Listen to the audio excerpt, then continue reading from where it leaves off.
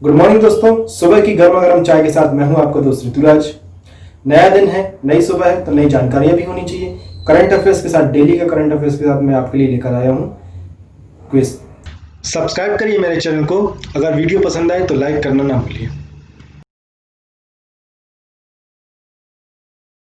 चलिए जान लेते हैं देश और दुनिया के इतिहास में 3 अक्टूबर के दिन क्या प्रमुख घटनाएं हुई थी।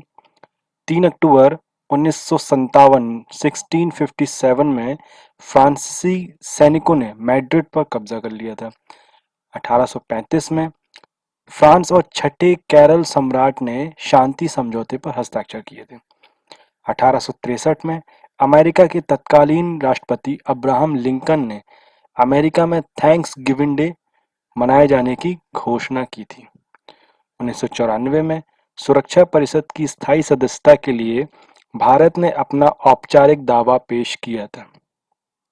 तब से लेकर लगातार हम अपना दावा पेश कर रहे हैं। अस्थायी सदस्य तो हम बन ही जाते हैं, पर स्थायी सदस्य हम बनने के लिए अपना हर बार दावा पेश करते हैं, पर हमेशा चीन अपना वीटो पावर का यूज करके हमको बाहर कर देता है। 1966 में पाकिस्तानी बल्लेबाज शाहिद अफरीदी ने एक दिवसीय अंतर्राष्ट्रीय मैच में 37 गेंदों पर शतक बनाकर इतिहास रचा था। आज ही के दिन शाहिद अफरीदी ने मात्र 37 गेंदों में 100 रन बनाए थे। पाकिस्तान ने हल्फ 3 नामक मिसाइल का परीक्षण आज के ही दिन किया था। तो चलिए स्टार्ट करते हैं करंट अफेयर्स क्विज। आज के लिए क्वेश्चन है, अंतर्राष्ट्रीय कॉफी दिवस अंतर्राष्ट्रीय कॉफी दिवस इंटरनेशनल कॉफी डे निम्न में से किस दिन मनाया जाता है। ऑप्शन है आपके पास 1 अक्टूबर, 10 मार्च, 12 अप्रैल या फिर 5 नवंबर। चलिए इसका आंसर आप मुझे कमेंट में दीजिए क्या रहने वाला है। अगर आप मेरे चैनल में नए हैं तो आप प्लीज़ इस चैनल को सब्सक्राइब करिए और साथ ही साथ में अगर वीडियो पसंद आता है तो लाइक ज़रूर करिए। और अगर आपको इन क्वेश्चंस के आंसर आते हैं तो प्लीज़ आंसर कमेंट में मुझे देते चलिए। क्वेश्चन है यहाँ पे, अंतर्राष्ट्रीय कॉफ़ी दिवस निम्न में से किस दिन मनाया जाता है। ऑप्शन है आपके पास 1 अक्टूबर, 10 मार्च, 12 अप्रैल या फिर 15 नवंबर। चलिए इसका आंसर है 1 अक्टूबर। 1 अक्टूबर को अंतर्राष्ट्रीय कॉफ़ी दिवस मनाया जाता है। तो इसके बारे में कुछ हम इन्फॉर्मेशन और जान लेते हैं। 1 अक्टूबर के दिन अंतर्राष्ट्रीय कॉफ़ी दिवस मनाया जाता है। अंतर्राष्ट्रीय कॉफ़ी दिवस प्रत्येक साल उन सभी लोगों के प्रयासों को पहचानने हेतु मनाया जाता है जो कॉफ़ी व्यवसाय से जुड़े हैं। इस दिवस को मनाने का उद्देश्य कॉफ़ी पेय को बढ़ावा देना है। इस दिवस का मुख्य उद्देश्य उन सभी लोगों के प्रति आदर सम्मान व्यक्त करना है जो खेत से दुकान तक कॉफ़ी को पहुंचाने में बड़ी मेहनत करते हैं। अंतर्राष्ट्रीय कॉफ़ी संगठन ने साल 2015 में इटली के मिलान में पहला कॉफ़ी दिवस मनाया था। भारत ने हाल ही में ओडिशा के बालासोर में किस मिसाइल के नए संस्करण का सफलतापूर्वक परीक्षण किया। ओडिशा के बालासोर में नई मिसाइल का हमने परीक्षण किया है। आपको बताना है ये कौन सी मिसाइल है। ऑप्शन है अग्नि मिसाइल, आकाश मिसाइल, त्रिशूल मिसाइल या फिर ब्रह्मोस सुपरसोनिक क्रूज मिसाइल। चलिए इसका आंसर आप मुझे कमेंट में दीजिए क्या रहने वाला है। भारत ने हाल ही में नए संस्करण का कौन सी मिसाइल का सफलतापूर्वक परीक्षण किया, आपको बताना है। चलिए इसका आंसर है supersonic BrahMos cruise missile. Bharat ने उड़ीसा स्थित प्रक्षेपण स्थल से ब्रह्मोस सुपरसोनिक क्रूज मिसाइल का 30 सितंबर 2020 को सफल प्रायोगिक परीक्षण किया। यह मिसाइल 8.4 मीटर लंबा और 0.6 मीटर चौड़ा है तथा इसका वजन 3000 किलोग्राम है। यह मिसाइल 300 किलोग्राम वजन तक विस्फोटक ढोने और 300 किलोमीटर से 500 किलोमीटर तक प्रहार करने में सक्षम है। यह सुपरसोनिक क्रूज मिसाइल आवाज की गति से भी 2.8 गुना तेज जाने की क्षमता रखता है। इस मिसाइल को पानी के जहाज से, जमीन से एवं मोबाइल लॉन्चर से भी छोड़ा जा सकता है। ब्रिक्स देशों के नव विकास बैंक एनडीबी ने Delhi Ghaziabad Meerut regional rapid transit system RRTS परियोजना के लिए कितने करोड़ डॉलर की मंजूरी दी है? चलिए इसका आंसर आप मुझे दीजिए।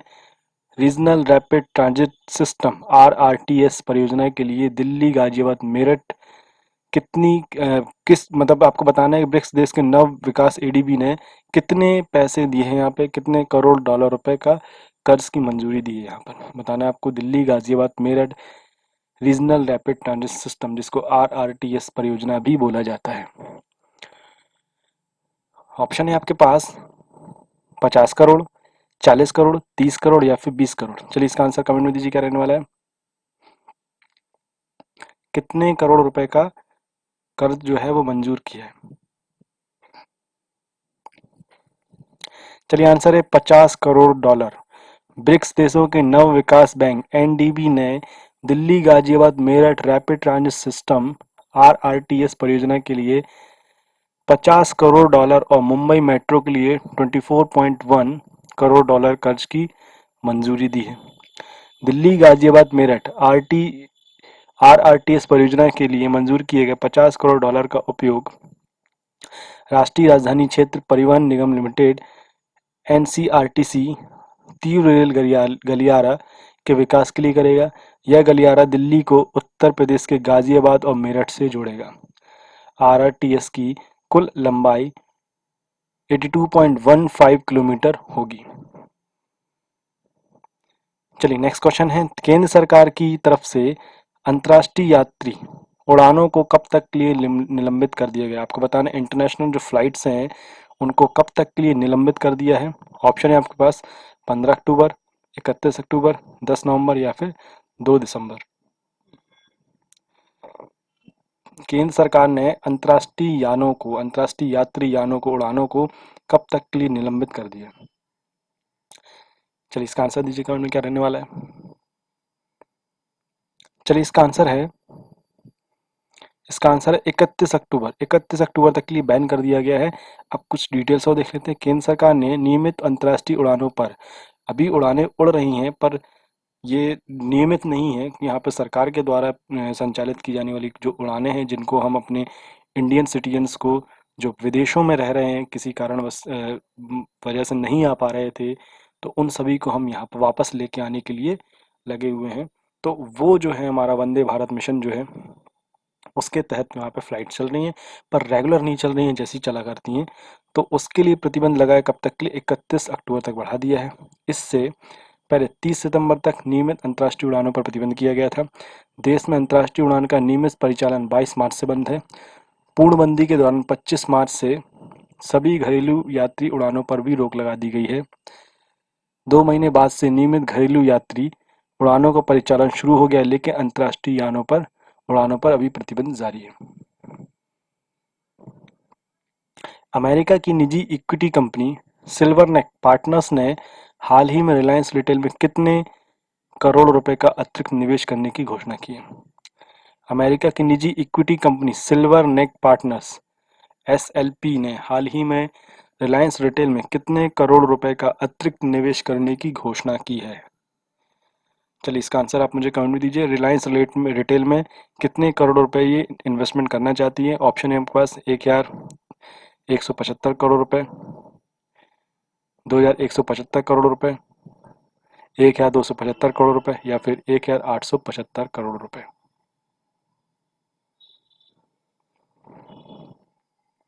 चलिए इसका आंसर है 1,875 करोड़ रुपए। अमेरिका की निजी equity company Silver Lake partners Reliance industry की खुदरा इकाई में 1,875 करोड़ रुपए का अतिरिक्त निवेश करेगी।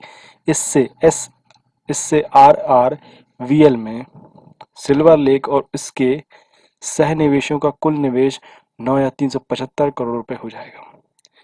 यह RRVL 2.13% इक्विटी हिस्सेदारी के बराबर होगा। बयान में कहा गया कि नए निवेश के लिए रिलायंस रिटेल का मूल्यांकन 4.285 लाख करोड़ रुपए किया गया है। इससे पहले अमेरिका की एक अन्य निजी इक्विटी कंपनी जनरल अटलांटिक ने रिलायंस रिटेल में 0.85% हिस्सेदारी के लिए 3,675 करोड़ रुपए का निवेश करने की घोषणा की। चलिए आगे बात करेंगे। स्विट्जरलैंड के किस टेनिस खिलाड़ी ने किस टेनिस स्टार ने अपने करियर का 150वां ग्रैंड स्लैम मैच जीता? ऑप्शन है आपके पास Stan Wawrinka, Roger Federer, Novak Djokovic या फिर इनमें से कोई भी नहीं है। किस टेनिस स्टार ने 150वां ग्रैंड स्लैम जीता? आपको बताना है। ऑप्शन आपके पास ये रहे। चलिए, इसका आंसर है स्टेट वावरिका। न्यूजीलैंड के टेनिस स्टार स्टेट वावरिका ने हाल ही में अपने करियर का 150वां ग्रैंड स्लैम मुकाबला जीता। 3 बार के ग्रैंड स्लैम चैंपियन वावरिका ने फ्रेंच के दूसरे दौर में जर्मनी के डोमिनिक कुएफ्रा को 2 घंटे 8 मिनट तक चले मुकाबले में 6-3, 6-2, 3-6 और 6-1 से मात देकर उपलब्धि हासिल की। रोला गेरा पर 2015 के चैंपियन स्टेट वावरिका की ये सत्र की 10वीं जीत थी। भारत ने केन्या और किस देश के साथ एक दूसरे के देश में विमानों के आवागमन की व्यवस्था एयर बबल स्थापित की है? आपको बताना है भारत ने केन्या और किस देश के साथ एक दूसरे साथ में देशों में विमानों के आवागमन की व्यवस्था जो है वो स्थापित की है, जिसका नाम है एयर बबल। चलिए, इसका आंसर दीजिए आप क्या रहने वाला है। ऑप्शन है जापान, चीन, भूटान या फिर रूस। केन्या के साथ तो हो ही रहा है, और इसके अलावा कौन सा देश?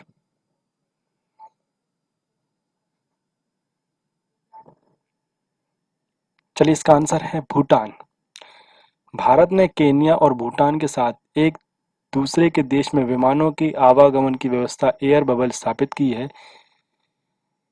इस समझौते के तहत भारत अपनी हवाई सेवा इन दोनों देशों में देगा, वहीं से दोनों देश भारत में अपनी सेवाएं दे सकेंगे।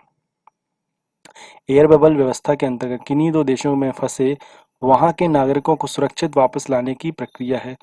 कोरोना महामारी के बीच बहुत से लोग को काफी मुश्किलों का सामना करना पड़ रहा है, जिसका वीजा खत्म हो रहा है। शुरू में वंदे भारत मिशन के तहत भारत ने कुछ स्पेशल उड़ानें चलाई और फिर दुनिया भर में भारतीयों को देश वापस लाया गया। इसके बाद यह एयर बबल व्यवस्था शुरुआत की गई है। चलिए, एक बहुत अच्छा क्वेश्चन है। इतनी शक्ति हमें देना दाता के गीतकार कौन है? आपने ये गीत जो है वो जरूर सुना होगा, और आज भी कई स्कूलों में इस गीत को गाया जाता है एज ए प्रार्थना में ये गीत गाया जाता है। आपको बताना है कि इस गीत के गीतकार और लेखक कौन थे जिनका अभी हाल ही में निधन हुआ। ऑप्शन है अभिलाष, रामेंद्र त्रिपाठी, तेजस व्यास या फिर विनोद निगम। चलिए, इसका आंसर कमेंट में दीजिए। इतनी शक्ति हमें देना दाता बहुत ही अच्छा भजन है। चलिए, इसका आंसर है अभिलाष। मशहूर गीतकार अभिलाष का हाल ही में मुंबई की एक हॉस्पिटल में निधन हो गया। वे 74 वर्ष के थे। उनके मुख्य गीतों में इतनी शक्ति हमें देना दाता, संसार है एक नदिया और आज की रात ना जा सहित अन्य शामिल हैं। अभिलाष के करियर के लिए अंकुश फिल्म गीत का यह गीत जो था, इतनी शक्ति हमें देना दाता, एक बड़ा मोड़ साबित हुआ। इस गाने को लिखने के बाद उन्हें 2 महीने के वक्त लगा था। विश्व के 8 भाषाओं में इस गीत का अनुवाद हो चुका है। तो ये आपको पता होना चाहिए कि ये जो गाना है बहुत फेमस गाना है, और एक नई चीज हमको जानने को मिल रही है कि इस गाने का 8 भाषाओं में, विश्व की 8 भाषाओं में भी अनुवाद हो चुका है। इतना फेमस, इतना अच्छा गाना है ये, इतनी शक्ति हमें देना चाहता है। तो अगर आपने इस गाने को अभी तक नहीं सुना है तो प्लीज इस गाने को आप सर्च करिए गूगल में, आपको मिल जाएगा। इस गाने को सुनिए, और अगर आप सुन चुके हैं तो आपको पता ही होगा ये कितना अच्छा गाना है। चलिए, आगे बात करेंगे। हाल ही में किस राज्य सरकार ने पर्यटन संजीवनी योजना की घोषणा की? ऑप्शन है आपके पास पंजाब, दिल्ली, असम या फिर बिहार। पर्यटन संजीवनी योजना की घोषणा की है किस राज्य सरकार ने हाल ही में?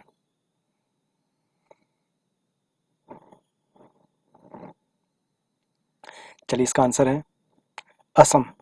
असम सरकार ने हाल ही में पर्यटन संजीवनी योजना की घोषणा की है।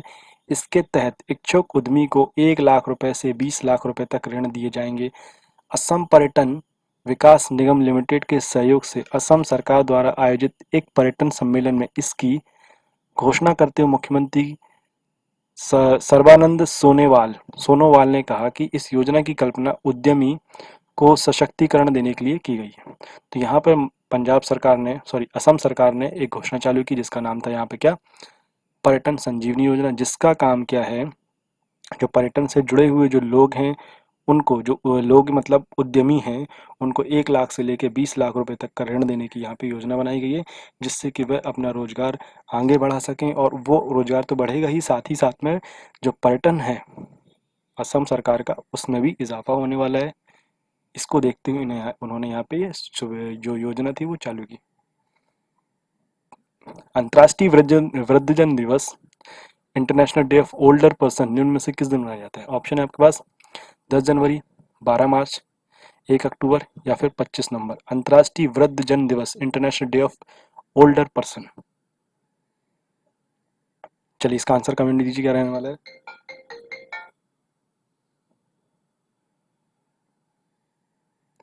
चलिए इसका आंसर दीजिए क्या रहने वाला है कमेंट में। चलिए इसका आंसर है 1 अक्टूबर। हर साल 1 अक्टूबर को वृद्ध व्यक्तियों के लिए अंतर्राष्ट्रीय वृद्धजन दिवस या डे ऑफ ओल्डर पर्सन के रूप में मनाया जाता है। बुजुर्गों की भलाई और ज़रूरतों के बारे में जागरूकता बढ़ाने और उनकी ओर से लोगों का ध्यान केंद्रित करने के लिए संयुक्त राष्ट्र ने इस दिन की शुरुआत की। 1990 में अंतर्राष्ट्रीय वृद्धजन दिवस मनाने की शुरुआत की गई थी। चलिए हमको काम की चीज़ क्या मिल गई यहाँ पे कि सबसे पहले अंतर्राष्ट्रीय वृद्धजन दिवस जो है वो कब मनाया गया था?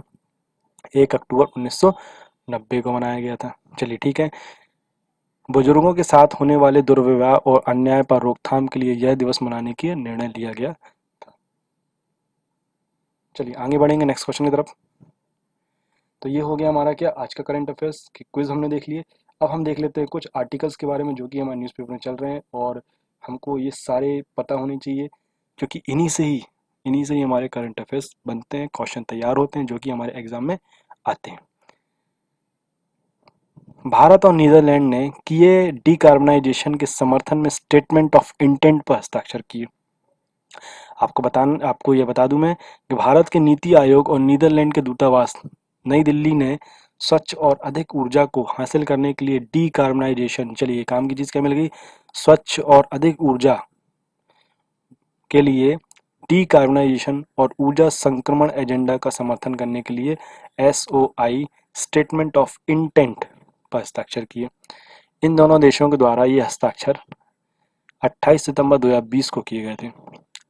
SOI पर नीति आयोग के CEO श्री अमिताभ कांत और भारत में नीदरलैंड के राजदूत मार्टन वैन डेनबर्ग ने हस्ताक्षर किए। इन दोनों देशों के बीच इस साझेदारी का फोकस दोनों देशों की विशेषज्ञता का लाभ उठाकर नवीन तकनीकी समाधानों का सह निर्माण करना है। डीकार्बनाइजेशन एजेंडा जो है इसको प्राप्त करने में इंडो डच सहयोग कैसे मदद करेगा ये भी हम देखते हैं।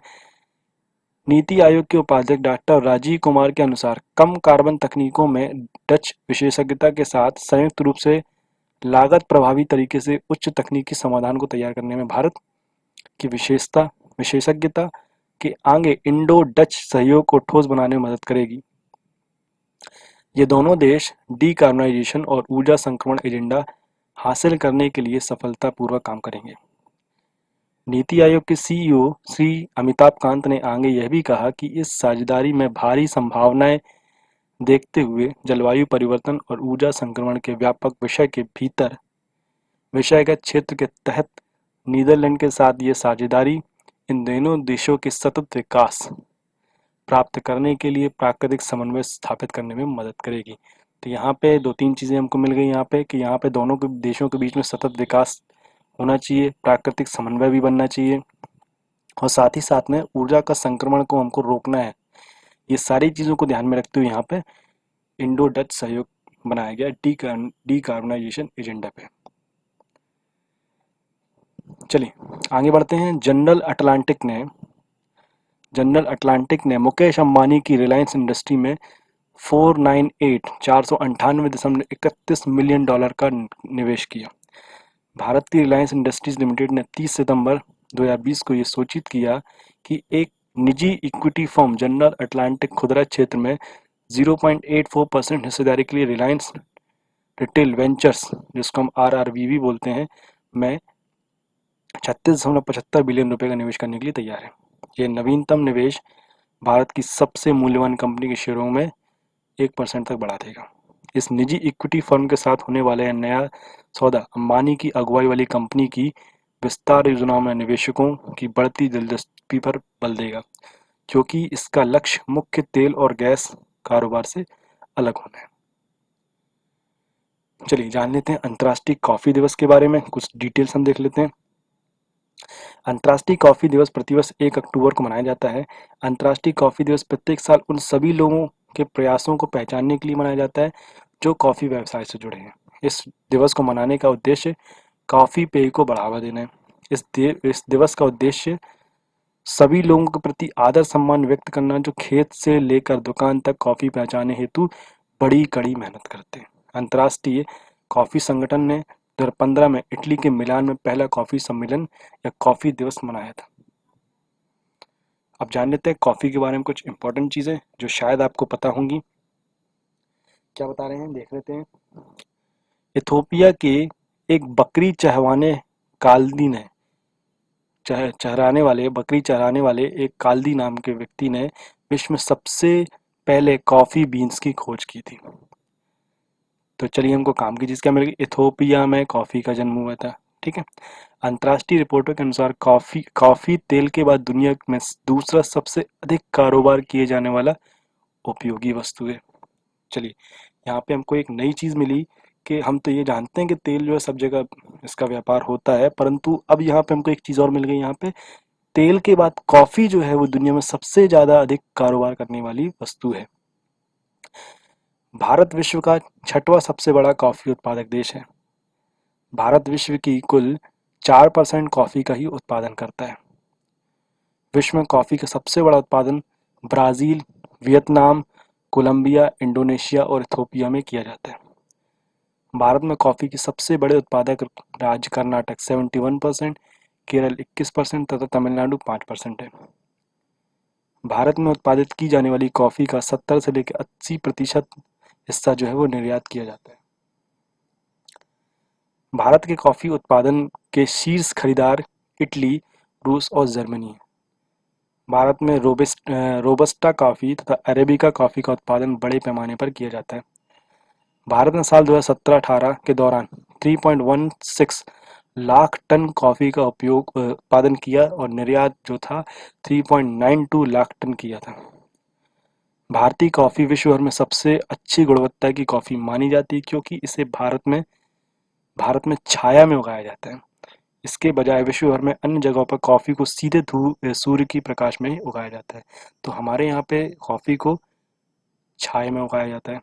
हमारा क्या आज का करंट अफेयर्स। नेक्स्ट क्लास में हम पढ़ेंगे। कल की क्लास में मैं डेली आपके लिए लेके आने वाला हूँ, डेली हमारी क्लास रहने वाली है। कल हम फिर पढ़ेंगे कल का करंट अफेयर्स और सारी चीजों को जानेंगे। आशा करता हूँ आपको ये मेरा वीडियो पसंद आया होगा। अगर पसंद आया है तो लाइक करिए और ज़्यादा से ज़्यादा शेयर करिए, और अगर आपने इस चैनल को सब्सक्राइब नहीं किया है तो प्लीज़ इसे सब्सक्राइब करिए। हमारी क्लास रेगुलर चल रही है, मैथ्स की क्लास भी हमारी रेगुलर चल रही है, साइंस भी चल रही है, सारी क्लासेस हमारी रेगुलर चल रही हैं। Thank you.